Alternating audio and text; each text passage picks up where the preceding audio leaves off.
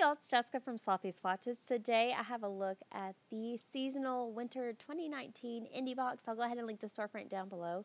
This will start for sale starting on January 6th, and I'm really happy to share this collaboration box with you. So I'm going to go ahead and get right into the swatches.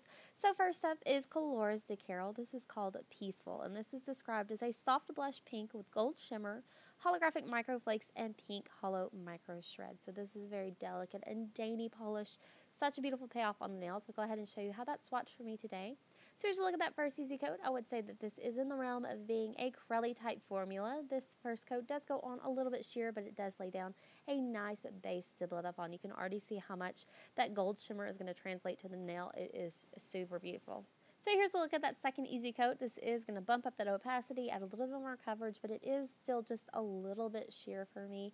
I can tell that I am going to love this finish though. I think it's going to be gorgeous, especially as we get closer to Valentine's Day with these really pink pretties and nude tones in here.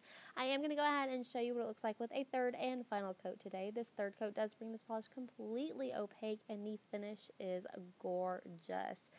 So I'm going to go ahead and complete that coat, let it dry down, and then show you a look at that finished mani. So here's a look at the completed mani at 3 coats before a glossy top coat underneath artificial lighting. Even though there is some shard glitter going on, there is not a lot of texture at all. So this is my final swatch photo at an angle underneath my artificial lighting.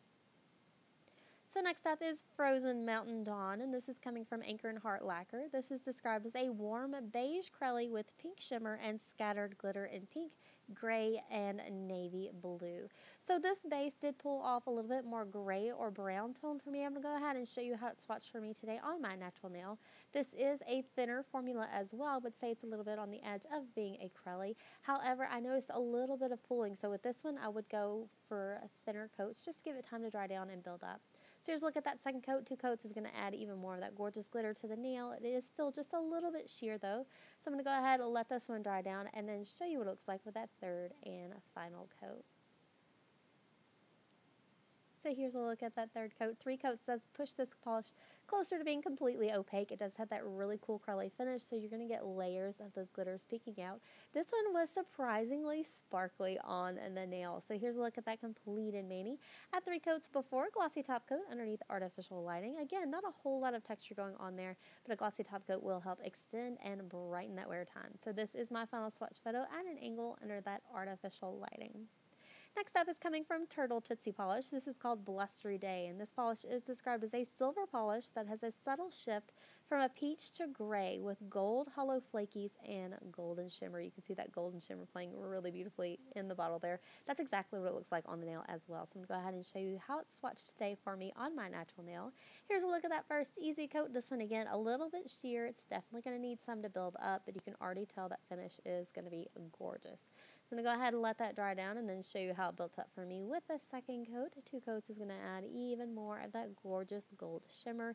Again, it was just a little bit shy of being completely opaque for me. I do still have a good amount of visible nail line left, so I'm going to go ahead and let this one dry down and then show you how it built up for me with that third and final coat. 3 coats does easily and flawlessly bring this polish completely opaque. I had no issues with the finish at all. It's a really cool color to get us through these blustery winter months. So here's a look at that completed mani at 3 coats before a glossy top coat underneath my artificial lighting. This one has that lit from within kind of shimmer in it. And then this is my final swatch photo at an angle under that artificial lighting. Rounding out the box today is our guest maker, and this is coming from Attica. So this one is described as a sultry winter teal holographic embellished with blue to green and purple to red iridescent flakies, as well as hollow micro flakies. This polish is insane, very intense on the nail, and such a beautiful winter color.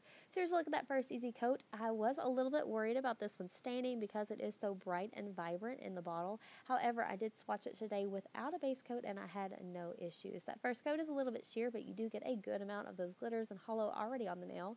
2 coats is going to bump that up, add a little bit more opacity. If you have shorter nails or not as strong a VNL, you may be able to get away with just 2 coats with this one. However, I did find that a third coat did deepen that finish for me and just almost transform this polish. I definitely think that third coat is worth it. So 3 coats does make for complete opacity, and this polish is going to glitter underneath any kind of different lighting.